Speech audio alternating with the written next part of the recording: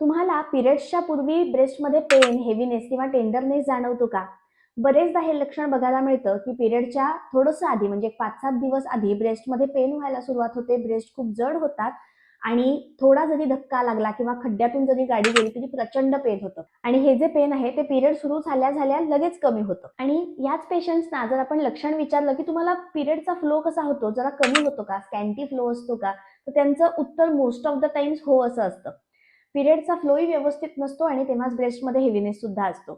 आयुर्वेदानुसार हे लक्षण रसधातू बिघडल्यामुळे येतं. हा जो रसधातू आहे त्याचा संबंध पिरियडचा जो फ्लो आहे, ज्याला आयुर्वेदामध्ये रज असं म्हटलेलं आहे, त्याच्याशी सुद्धा संबंधित आहे आणि त्याचबरोबर रसधातू स्तनांशी सुद्धा संबंधित आहे.